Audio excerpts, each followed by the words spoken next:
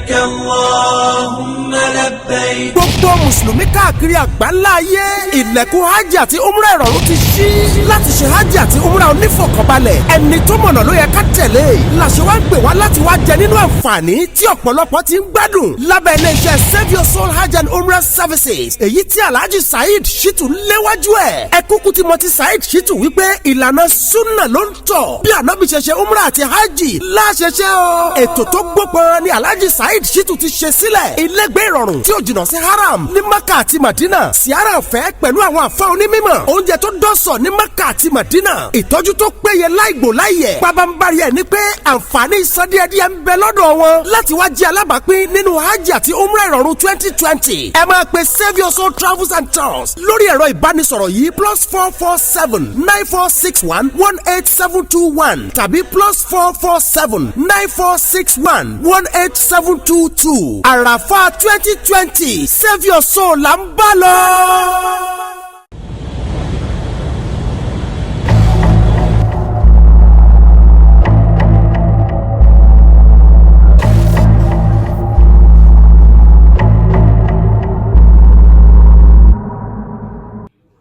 Alhamdulillahi rabbil alamin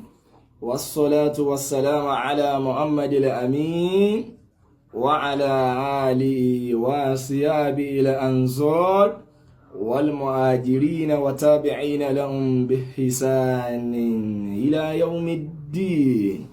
wa sallama tasliman kaseeran adúpẹ́ lọ́dọ̀ Ọlọ́run gbogbo àwa tí Ọlọ́run bá ní kí àjọ máa wúra wa láàárọ̀ ìní kájọ panupọ̀ kádúpẹ́ fọ́lọ́run wò lórí oore tó ṣe ọlẹ́mọ̀ olórí ààrẹ wò wípé kí ni mo fẹ́ dúpẹ́ fún dúpẹ́ lórí pé asọ̀lálẹ̀ àná ajíláàárọ̀ yìí ní tó ń ti dùnú àárín tí ń lọ àgbọ̀ntara yìí ń wí ọmọ tó lọ́pẹ́ Ọlọ́run kì í sábà ṣe ti ẹrú ẹ̀ fẹ́ tányányá torí pé ntọ́nà fi ń gbalagbára lórí ẹrú ẹ̀ ní wípé kó ṣe ń tó wù àmọ́ tó ń ti gbogbo pò tí ẹ̀dá bá bá rẹ̀ ọmọ yẹ ká máa lóore àbáríkà àjímọ̀ yìí ní lẹ́tọ̀ọ́ abarika ajima gbogbo wa wata ń wọlé ní kíkàbọ̀ pé wa alaikum salam wa rahmatullahi wa barakatuh akáàbọ̀ ẹ̀káàbọ̀ ká máa lóore o kánà ti wípé ọ̀pọ̀lọpọ̀ àwọn èèyàn lájọsùn lálẹ́ àná wọn ò mọ̀ jí sáyé mọ́ láàárọ̀ yìí bẹ́ẹ̀ ni ọ̀pọ̀lọpọ̀ àwọn tí wọ́n bọ́ sálẹ̀ kíámà yìí wọn ò mọ̀ sàárẹ̀ ti tẹ́lẹ̀ torí gẹ́gẹ́ bí àwọn èèyàn ẹni tí bá ń sàárẹ̀ lámà níta máa wípé bóyá ó lè bọ́ sọ́hùn ó lè já sọ́hùn bóyá ó lè bọ́ sódì kejì ẹ̀mí lè bọ́ lọ́rùn ẹ̀ àwọn tí wọ́n wá ń jáde láyé láì sàárẹ̀ yìí ń kọ́ kí làwọn náà ṣe fọ́lọ́hùn kò sì yí àwọn náà sí wípé yọ̀ọ̀yà ká má kó bó báyìí gbogbo àwọn tọ́lọ́run wá ní kájọ máa bẹ láyé lẹ́nìí kí là ní dúpẹ́ orí Ọlọ́run ọba fún ají dáadáa àti wọn bẹ níjẹ́ mùsùlùmí òdodo ẹ jẹ́ adúpẹ́ lọ́dọ̀ Ọlọ́run o ká máa lóore ìkẹ́ àtọ́lá rẹ̀ kó máa bá Ànábì wa Muhammad sallallahu alayhi wa sallam ẹni tí Ọlọ́run ọba fẹ́ràn jùlọ tọ́lá sí gbogbo ayé òun lọ́lọ́run fi àjọ níbi ìwà ó fẹ́ ká jọ níbi ìṣe níbi ìjọsìn kalẹ̀bà bá àánú ẹ̀ pàdé lálùkìyàmà gbogbo àwọn sọ̀hábà Ànábì sallallahu alayhi wa sallam Ọlọ́run abẹ́ àwọn tabi'in Ọlọ́run abẹ́ dákun Ọlọ́run àwa àti wọn àtànábì fún rẹ̀ sallallahu alayhi wa sallam Ọlọ́run dákun má jẹ́ kí èmi àtànábì sallallahu alayhi wa sallam má jẹ́ jìnà síra wa lálẹ́ janna o jẹ́mi rẹ̀ ó múlé tira wa kájọ máa dámọ̀ràn ọmọ lè rí bẹ́ẹ̀ yọmọ rí bẹ́ẹ̀ mọ̀mọ́ níta máa bẹ́ẹ̀ ni ó sì rí gbogbo àwa tí à ń wòra wa ìwọ náà rò bẹ́ẹ̀ rora rẹ̀ kó sì sẹ́ Ọlọ́run jẹ́ orí bẹ́ẹ̀ Ọlọ́run dákun tó bá di lálẹ́ kíámà dákun Ọlọ́run má jẹ́ nàbí ó sọ wípé òun ọmọ mi rí o mo bẹ́ẹ̀ mo fàánú rẹ̀ bẹ́ẹ̀ mo fọlá àjọ kan ṣoṣo Ọlọ́run mo fi bẹ́ẹ̀ èmi àtànábì sallallahu alayhi wa sallam dákun Ọlọ́run jájọ máa fi igbá kan náà mú mi lálẹ́ janna ẹ̀yin ń kọ́ àbáríkà jimá eléyìí ni ètò àkọ́kọ́ tí ó kọ́kọ́ wáyé lórí Save Your Soul TV tá a pè ní báríkà jimá àfáàwá dáadáa yìí náà lọ́lọ́run tó fi sọ gangan eléyìí náà o àfáàwá tí wọ́n jẹ́ agbátẹrù lórí ètò Save Your Soul TV gbogbo ètò tí ń wáyé lórí ẹ̀ àfáàwá ẹni àdúà lọ́dọ̀ kálukú àfáàwá Saheed Shittu Ọlọ́run abẹ́ àfàànú rẹ̀ bẹ́ ìdùnnú ayérayé oríire tí ò ní dérí ibú mọ́ dákun Ọlọ́run bá wa fi sọ gangan àfáà yìí tọ́lọ́run ti ṣe fún yín lóore dákun Ọlọ́run má jẹ́ ó dìbànújẹ́ gbogbo ṣé olóore yín èyí tẹ́ ń sọ lọ́rọ̀ síta èyí tẹ́ ń ná lówó èyí tẹ́ ń ná lálàáfíà dákun Ọlọ́run tó bá dé lálẹ́ kíámà dákun Ọlọ́run abẹ́ Ọlọ́run má jẹ́ fi san gbèsè ọlànà rẹ̀ wájú Ọlọ́run ọlá àti tóbi rẹ̀ ọlá àjọ kan ṣoṣo rẹ̀ gbogbo àwa tí a jọ wà lórí ètò gbogbo àwọn ẹni àdúà tí ó máa ń jẹ́ kí sábàbí àti wá sí orí Save Your Soul TV ti wá kọ́rọ̀rùn ẹni àdúà ni wọ́n lánàá títí dàkókò yìí ẹni àdúà náà mọ̀ níwọ̀n ìwọ náà máa tètè gbìyànjú kópa lára àwọn ètò tí ń lọ lórí Safiyọ̀sọ́ TV kíníkan ò kéré tó bá jẹ́ pé bọ́ ti mọ náà nìyẹn. Ọlọ́run á bẹ àfààní rẹ̀ bẹ́ gbogbo tí ń jẹ́ dùnnú àwọn tí wọ́n ń jẹ́ agbátẹrù àwọn ètò tí ń lọ ń bẹ̀, dákun Ọlọ́run àfààní rẹ̀ bẹ́ ìdùnnú yín kò ní di ìbànújẹ́, oríire ayérayé dákun Ọlọ́run má ṣàbá wá sí fún yín, àlàáfíà tó yanrantí, àrísìkí tí ó gbòòrò, ìfọ̀kànbalẹ̀ tí ò ní di ìpayà, dákun Ọlọ́run àtàwọn àti yín Ọlọ́run kó fi jíǹkí wa àbáríkà jímà olóríire o. Ọlọ́run abẹ́ àfààní rẹ̀ bẹ́ pàápàá jùlọ alájà wa Bashira Abdulrahim, àánú Ọlọ́run ní fi yín lẹ̀, oríire ayérayé dákun Ọlọ́run kò fi jí kí àwa àti yín gbogbo òkú mùsùlùmí Ọlọ́run bá wa foríjì wọn, bá wa tẹ́ wọn sí afẹ́fẹ́ rí, èèyàn ní tòsí títí kọ́mọ léèyàn lálẹ́ kìyàmọ̀, èèyàn ní mọ̀ nẹ́gà kọ́mọ nẹ́gò ká wá bí léèrè pé ǹjọ́ lérò lọ́run kọ́ wá ní ẹnìkan kan ò tí kú fóun rí, dákun Ọlọ́run gbogbo àwọn tí wọ́n kú sí ẹ̀sìn tí a nẹ́ta máa pé ẹni rí ni wọ́n, dákun Ọlọ́run àlùjánnà, dákun Ọlọ́run jẹ́ àpàdé ara wa lọ́hùn ọláàánú rẹ̀ wájú Ọlọ́run, gbogbo àwọn sàhábà Nábì àwọn tábìín Ọlọ́run kó sọ wá di mọ̀lẹ́bí kan náà lálùjánnà àbáríkà jímà yìí ní eléyìí ní ètò àkọ́kọ́ tó kọ́kọ́ wáyé ní orí ètò Safiyọ̀sọ́ TV tí a pè ní báríkà jímà. ẹ wo Ọlọ́run, afáwa Ṣítù ni wọ́n tún jẹ́ agbátẹrù eléyìí náà pé ká fi dá gbogbo àwọn mùsùlùmí ká máa fi pera wa sákèsí kájú yẹra wa sí wípé jímà ọjọ́ yìí ní ọdún mọ̀ ni kájọ máa yá wa mùsùlùmí bẹ́ẹ̀ ní ọ̀pọ̀lọpọ̀ mùsùlùmí tẹ́ bá kí wọ́n lè ní pé ẹ kú ọdún ìní ó ṣeéṣe kárí ní mùsùlùmí tí wọ́n béèrè pé ọdún léyà ni àbí táwẹ̀, kò yé wọn sí wípé ọjọ́ jímà ọjọ́ ọdún ni. bẹ́ẹ̀ ni Ọlọ́run tó ké wà nù ẹlẹ́wọ̀n Suratul Jumu'ah àyà 9 gbogbo tí mùsùlùmí bá ń ṣe ọlẹ́rìí fúnra Ọlọ́run a'udhu billahi minash shaitonir rajim. يا أيها الذين آمنوا إذا نودي للصلاة من يوم الجمعة فاسعوا إلى ذكر الله وذروا البيع. Ọlọ́run ẹ̀yin mùsùlùmí gbogbo ẹ̀yin olùgbàgbọ́ òdodo إذا نودي للصلاة من يوم الجمعة, Ọlọ́run níbẹ̀ bá gbọ́ tí wọ́n bá pèrun níjọ́ jímà فاسعوا إلى ذكر الله, Ọlọ́run ẹ máa yára ẹ tara ṣàṣà ẹ máa sáré lọ mọ́sálásí, ẹ máa lọ rántí Ọlọ́run, Allahu Akbar, ẹ máa lọ rántí Ọlọ́run. Ọlọ́run wasaru lè bẹ́ẹ̀ hà, Ọlọ́run gbogbo tẹ́ ń bá ń tà ẹ parírà títà ẹ pàtì níjọ́ jímà. ìyá bàbá mọ́rọ̀rọ̀ rẹ̀ pin ò wípé bọ́lọ̀n bá fẹ́ kí n jíjí tó bá fẹ́ kí n ké jímà ni kò ní gbé mi bá wàhálà yìí, kò ní ní mọ́ rẹ̀ rù ewédú kì í gbóró, ìyẹn ọ̀kan Ọlọ́run o ẹni tọ́lọ́run bá kọ́ àsìkí má kọ́ máa níní ìyẹn ò sì gbọdọ̀ díẹ̀ sìn lọ́wọ́. Ọlọ́run pa wá láṣẹ amúrùmọ̀lélẹ́ yìí, àṣẹ Ọlọ́run ni pé tẹ́ ẹ bá gbọ́ tí wọ́n bá pèrún níjọ́ jímà wasaru lè bẹ́ẹ̀ à, Ọlọ́run ẹ̀pá tẹ́ ẹ bá ń tà ẹ pàtì ẹ máa lọ mọ́sálásí. ìyẹn ni wípé márùn-ún rẹ̀ pin ámbẹ̀lẹ̀ ìtàsí òní lárí ta ló mọ̀ọ́lá. ọ̀pọ̀lọpọ̀ àwọn èèyàn tí wọ́n di ẹni tí ń tọ́jú èèyàn léni táwọn náà ń bùyàn lówó léni wọ́n mà ti lo òsìrí tẹ́lẹ̀. ọ̀pọ̀lọpọ̀ àwọn èèyàn tó wà nínú ìbànújẹ́ lákòókò yìí ta ló mọ̀ọ́lá. Ọlọ́run á bẹ àfààní rẹ̀ bẹ́ gbogbo ìbànújẹ́ ìdíwọ́ òsì tí ó sọ wá di káfìrí táfi máa gbẹnu sọ́lọ́run wípé ṣèyí tó bá wù ọ́ yìí ní kí ìkí náà nu. dákun Ọlọ́run má gbèbí mi àti yín. Ọlọ́run ní zalikum khairu lakum in kuntum ta'lamun. Ọlọ́run ní zalikum khairu lakum ìyẹn mà lólóore jù ká kọ́lé ká lówó lápò ká ní báńkì kọ́ máa kún Ọlọ́run àníkọ́ sin Ọlọ́run mà ló dáa jù. Ọlọ́run ní in kuntum ta'lamun tó bá jẹ́ kó bá yé yín sí. bẹ́ẹ̀ bá mọ̀ bẹ́ẹ̀ ìyẹn ni wípé gbogbo àwa mùsùlùmí agbègbè yìí la fẹ́ máa fi pera wa sákèésí báríkà jímà. ètò náà a sì ní àwọn abala kan lórí ẹ̀, abala wípé káwọn èèyàn máa pè wọlé ká máa béèrè pé ṣé mùsùlùmí ni ọ́ sọ láyà. àtúnlábala míì ẹjẹ̀bùn lórúkọ ẹ̀sìn tí ó máa mú béèrè dání. àtún ní abala míì insha Allah pẹ̀lú yọ̀ǹda Allah pẹ̀lú ìkúnlọ́wọ́ Ọlọ́run. àtún ní àwọn ètò kan lórí ẹ̀ bọ́lọ̀ ń bá fẹ́ tá a máa fi pera wa sákèésí wípé mùsùlùmí kìí ṣọ̀tá ara wọn. àwa mùsùlùmí kìí ṣọ̀tá ara wa, ibẹ̀ láti máa lọ gbé ọ̀rọ̀ àwọn àfáà wa yẹ̀ wò. àmọ́ gbá àwọn àfáà wa, gbogbo àwọn àfáà tẹ́ mọ́ náà tẹ́ ń fojú wò wípé tí wọ́n ń ṣe kò bẹ́sìn mú ọ̀tá kẹsìn. kódà àwọn tí wọ́n ní ẹ lè jẹun Christmas yìí náà á bí wọ́n léèrè kí lè rí tẹ́ gbára lé. ọ̀pọ̀lọpọ̀ àwọn èèyàn ni wọ́n láǹfààní àti lè gbọ́rọ̀ jáde á lọ bá wọn lé àwọ̀ wọn ta. kí lè ro tiẹ̀ náà sọ farama ọ̀fẹ́ jẹun ọ̀fẹ́ jẹra adìẹ àbí kí lè rí wọn ẹ̀rí wọn agbèbọ́ta àwọn náà jáde síta. àwa náà àwọn òdò lérí wípé èyí táwa rí ní tá a fi mọ̀ pé kódà abala yẹn láfi máa pèrè wá sákìyèsí àwọn mùsùlùmí a kì í ṣe ọ̀tá ara wa ọlọ́run abẹ àfààní rẹ̀ bẹ́ dákun ọlọ́run bẹ́tò náà ó bá ti máa lọ dákun ọlọ́run mọ́sàdì ọjà sí rọrùn ọláàánú rẹ̀ wọ́n ju ọlọ́run hadisi kan tó wà nínú Muslim hadisi 233 Abi Hurairah radiyallahu anhu ló gbà hadisi náà wá ó ní Ànábì sallallahu alayhi wa sallam sọ wípé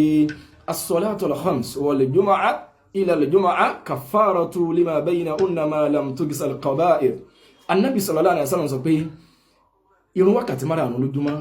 ìrun márààrún tá ń kí lójúmọ́ wal jumu'atu ila al-jumu'ah àti jímọ̀ kan tí sí jímọ̀ kan ká kí jímọ̀ kan lé ní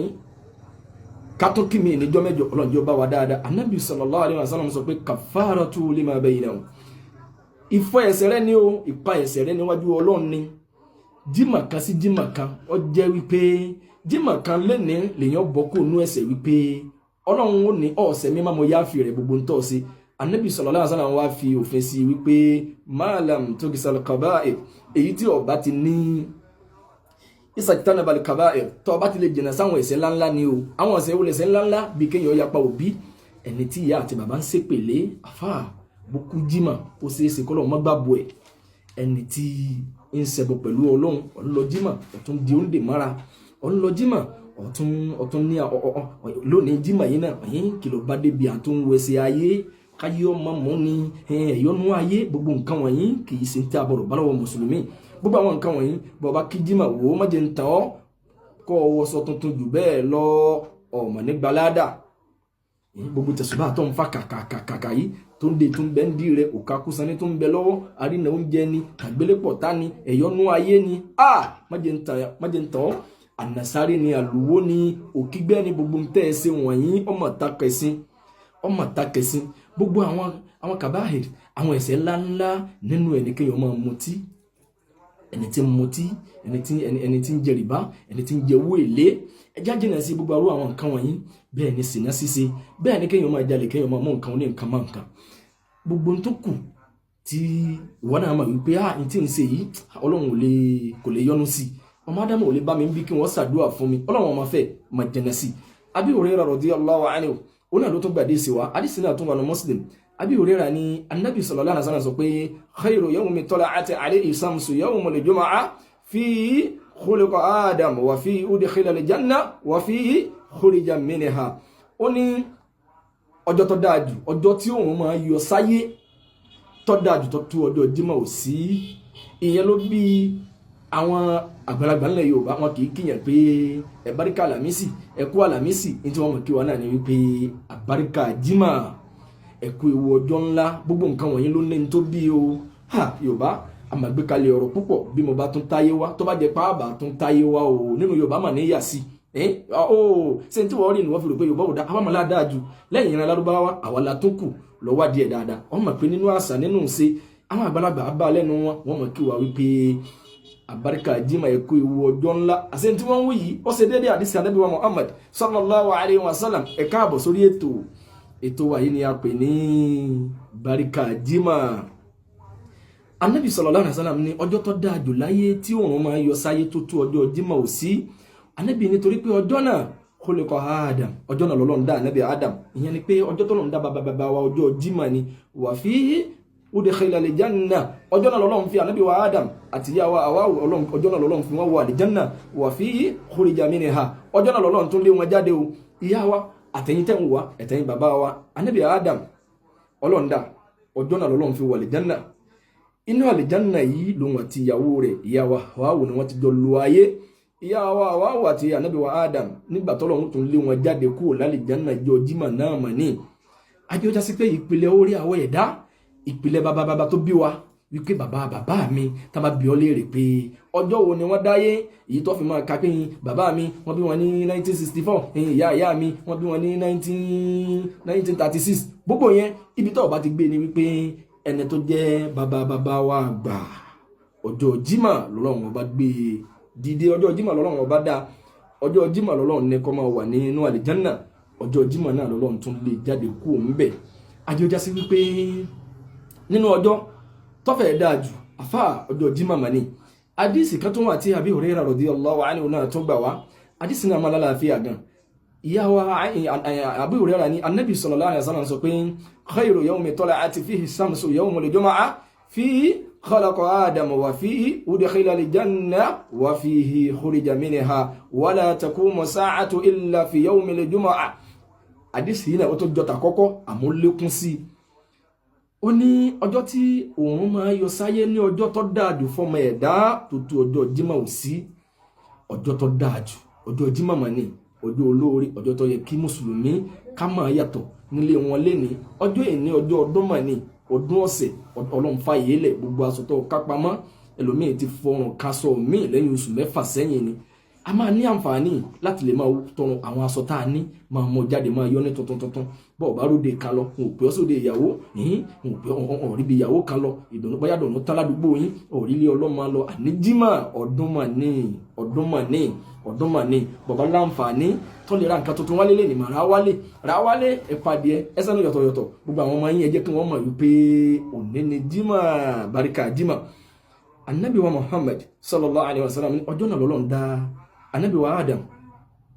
wa fi udkhila al-janna ọjọ́ náà lọ́lọ́run tó fi Ànábì wa Adam ló fi wọ al-janna wa fi khurija minha ọjọ́ náà lọ́lọ́run lé ìyá wa Hawa àti Ànábì wa Adam kú lálìjánà wala taqumu sa'atu illa fi yawmil jumu'ah. Ànábì sallallahu alaihi wasallam ní al-qiyamah ò ní dé ayé ò ní parẹ́ àfikọ́ jẹjọ́ Jímọ̀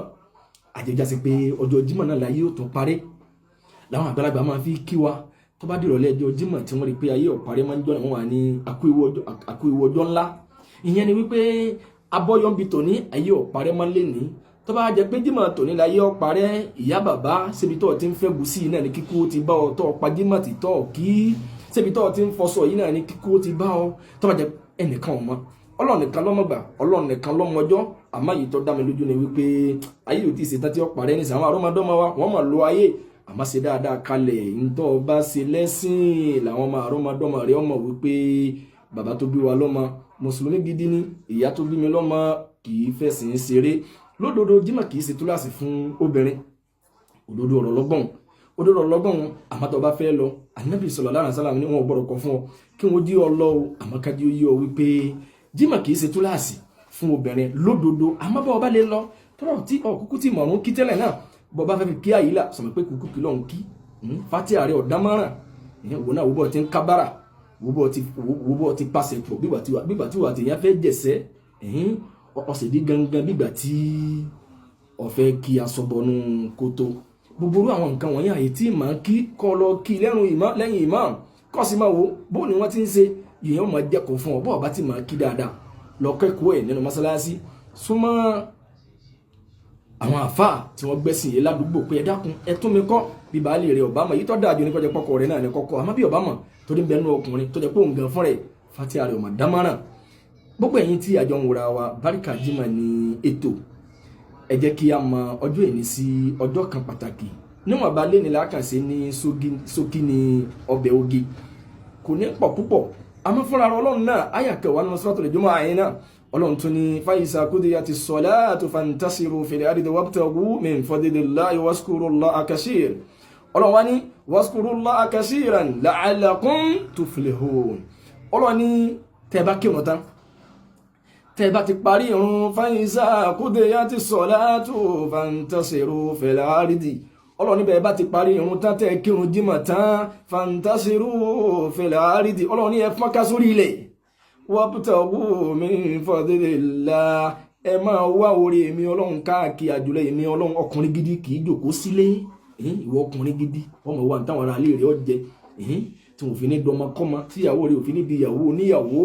ọkùnrin gidi àṣẹ Ọlọ́run ni pé gbogbo táwọn ará ilé ẹni ọba jẹ ọkùnrin ní kọ́ wá káàkiri ẹwà òde òní ẹwà òde àwa mùsùlùmí kọlọ̀ wọn ṣàánú wa kó ṣàlékún àrísìkí wa ẹwà àwọn ìyàwó wa àwọn ìyá wa àwọn máa sí ẹrù mọ́rí láàrin ìjà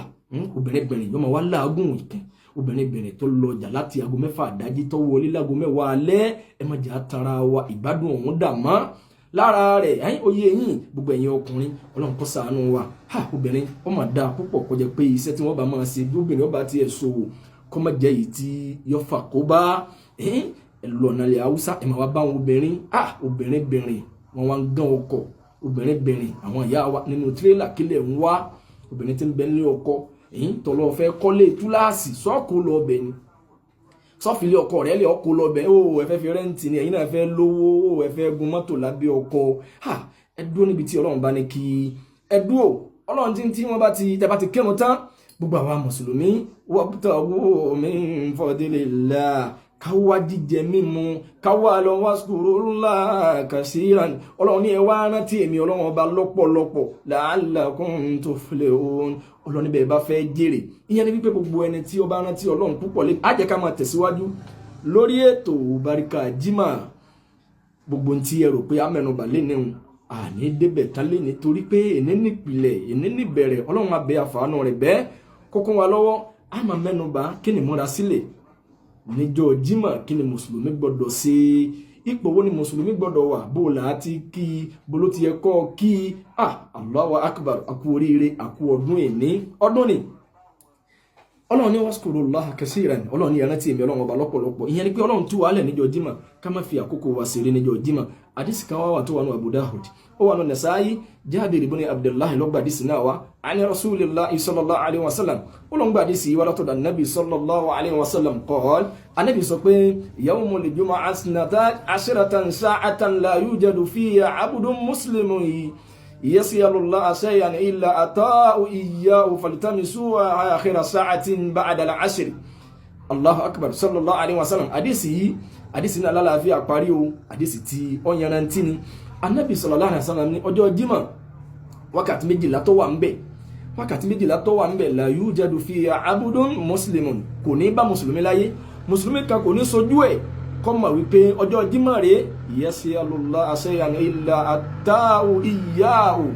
Ànábì sallallahu alaihi wasallam mùsùlùmí kan ò ní bẹ́lọ̀ níjọ́ Jímọ̀ yìí illa ataahu àfikọ́nà wọn fún ní tọ́fẹ́ gbogbo tó bá ṣe ládùúwà níjọ́ Jímọ̀ Ànábì ní illa ataahu àfikọ́nà wọn fún ọ ọlọ́mọ bẹ́ẹ̀ gbogbo tèmi náà tọrọ gbogbo tí mo tọrọ fọlọ́run n kì í sọ lójú yín èyí kálukú náà fi tiẹ̀ pamọ́ bẹ́ẹ̀ bá dé mọ́sálásí tẹ́lómi bá tẹ́wọ́ báyìí tẹ́ bá gbọ́n tí ń wí ẹ̀fẹ̀ lè ní àyítọ́ ń tọrọ yìí ti pọ̀ jù bẹ́ẹ̀ ni kọ̀kọ́ ọlọ́run láyà o ẹ̀yin lọ́kà láyà gbogbo ń ta àfẹ́ kọ́ ọlọ́run ọba ó ṣe dákun ọlọ́run masa ṣe fún wa bẹ́ẹ̀ lómi bá ń tọrọ wípé ọlọ́run dákun ìyàwó sẹ́mùtì láti jẹ́nà ó ń tọrọ rẹ̀ ẹlòmí mọ̀ wá ní ìwọ ni kẹta kí ni tiẹ̀ ń bẹ̀ ọlọ́run tó lóun fi ìyàwó sẹ́mùtì kalẹ̀ dẹ́nà kọ̀ọ̀kan òun fún lágbára tí ọkùnrin máa ní táyé yìí ni wọ́n fi wọ́n wò kò rí bẹ́ẹ̀ o ìtì ń jalè jẹ́nà náà nìyẹn orí ọlọ́run nìyẹn látàyé ń gbí jábẹ̀rẹ̀ mọ orí àwọn bàbá wa ní dákúnjẹ́ àtàyè mọ̀kẹ́rẹ́ dákúnjẹ́ àtàyè mọ̀kẹ́rẹ́ ọlọ́run abẹ́ àfààní rẹ̀ bẹ́ẹ̀ ìké ọlọ́run látàyè jábẹ̀rẹ̀ sí máa mọ́ Ànábì sallallahu alaihi wasallam ní ẹnìkan ò ní bẹ lọ́run níjọ́ Jímọ̀ illa ataahu iyyahu àfikọ́ lọ́wọ́ fún ní tí ń bẹ lọ́dọ̀ rẹ̀ Ànábì wá ní faltamisuha akhira sa'ati ba'da al-'asr Ànábì ní torí náà àdúrà yìí ẹ wá sí ẹ̀yin àṣírí tàbá kírun àṣírí ìrun aago mẹ́rin tẹ màsíù náà ni ó lè má jago mẹ́rin ládùúgbò tí ó lè jago mẹ́ta àbọ̀ nígbà míì ó mọ̀ lè jáfta 4 àkókò tá a wà yìí tó 4 ọmọ ni gbogbo orí tó bá bọ́ sí òun nínú ọ̀rọ̀lẹ́ Ànábì ní lẹ́yìn ìrun àṣírí ẹ máa bẹ̀ lọ́hùn títí tí magribi ó fi wọlé tóun ó fi wọ̀ Ànábì sallallahu alaihi wasallam gbogbo ẹni tó bá ṣàdúrà lákòókò yìí gbogbo tó bá tọrọ lọ́lọ́run ó fún ọ ha Allahu akbar kò síbi tó wà tó ti lè rántí Ọlọ́run bó bá tẹ̀ tó wá lè lọ mọ́sálásí tó lè máa ṣe askar ó lè máa tilawa al-Qur'an ó lè máa ṣe àsàlátù fún Ànábì wa Muhammad sallallahu alaihi wasallam orí ètò Barika Jimoh láwà àtìmí àti níta jọ ń wúra wa ojú tàà fi ń wúra wa kò ní fọ́ ìtí tàà fi ń gbọ́ra wa ọlọ́run mọ̀ ní jẹ́ òdì kò ní di ń ta àmà náwó sí àtìmí àti ànídẹni tí wọ́n mọ̀ gbàbára fún lórí àìsàn wípé lágbájá ò gbádùn mọ́ o ẹ̀jẹ̀ adáwó fún ọlọ́run má bẹ̀ ọ́ má jẹ́ orí bẹ́ẹ̀ fún wa o ọlọ́run má sì fi wá rárẹ̀ ọlọ́run rẹ̀ wájú ọlọ́run gbogbo tí ọlọ́run bá ṣe fún wa ní oore dákun ọlọ́run jẹ́ ọba wa kalẹ̀ ẹ̀ sàmì ẹ̀ dáadáa olóríire o Barika Jimoh ní ètò Barika Jimoh lètò àdìsí kan tún wà ẹ wo oríire tí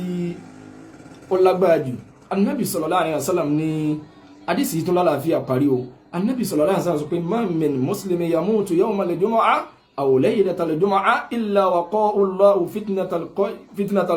fitnatal qabr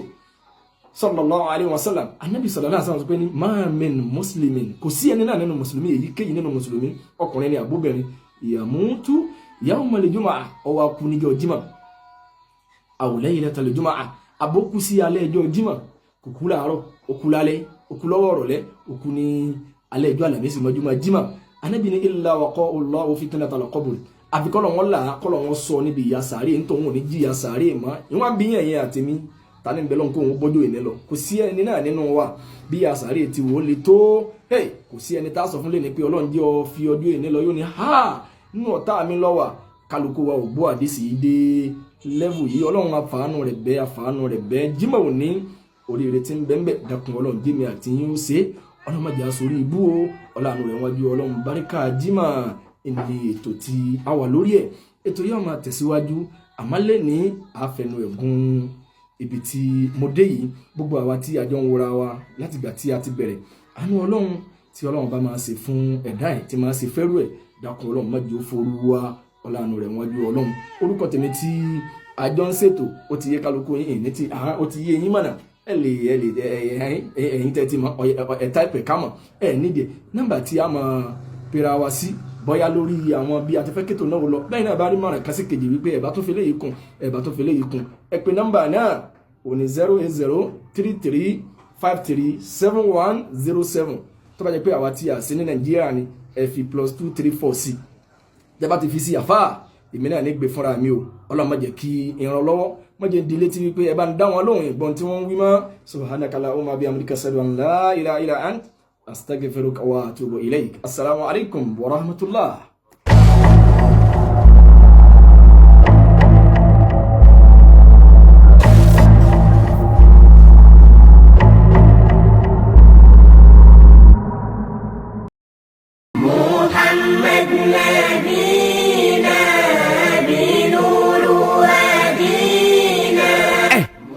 òjíṣẹ́ ńlá Muhammad ló fi yé wa pé kò sí àìsàn kan tọ́lọ́run ọba Allah fi wòsàn ẹ̀ tí nídìí. ká lè jọ gbáyé ìgbádùn àti ìfọ̀kànbalẹ̀ nínú àlàáfíà ara pípé. ni mo ṣe ń ṣe ìwọ náà lójú kòkòrò lórí àwọn ìlànà ìwòsàn tó jíṣẹ́ ńlá Muhammad là kalẹ̀ fún wa. tá a mọ̀ sí prophetic medicine tí ò lẹ́bọ̀ kankan nú. ǹjẹ́ o ti gbọ́ nípa As-Sunnah Islamic Medicine? ilé ìtajà ojúlówó fún prophetic medicine pọ́nbélé. àwọn oògùn ìwòsàn àlàáfíà tí ò lẹ́bọ̀ nú. tí ó sì wú gbogbo àìsàn tí gbòǹgbò tára fi dá ṣáká. bíi abatu sauda black seed oil bawlul ibli miracle in camel ìyẹn omi rànkómi hell water olive pomace oil tó jẹ́ gidi As-Sunnah mixture akọkọlùkọ ẹ̀kọ́ ọkọ jẹ̀díjẹ̀dí ní As-Sunnah Islamic Medicine àwọn prophetic medicine tó kápọ̀ ọgbẹ́ ẹnu tó ń bẹ o èyí tí ó tún palẹ̀ kọ́ mọ́ tẹ̀fẹ̀tẹ̀fẹ̀ fún tọmọdé tàgbà káyà ọmọ dun ni ẹ̀yìn ríro tó fi mọ́ èyí tí ó ṣàwòtá gbogbo kòkòrò inú ẹ̀jẹ̀ àti bẹ́ẹ̀ bẹ́ẹ̀ lọ ẹ tètè máa bọ̀ ní As-Sunnah kẹ́ ẹ wá ra ojúlówó prophetic medicine àwọn oògùn ìwòsàn tí ò níyèméjì inú tí mọ́ làáfíà tó ní lágọ̀ọ́ ara As-Sunnah Islamic Medicine wà ní Brooklyn Ride SE231JL ní UK London telephone 07480839910 As-Sunnah Islamic Medicine fún ìwòsàn pípẹ́ tí ò múni takotọ lọ́hùn.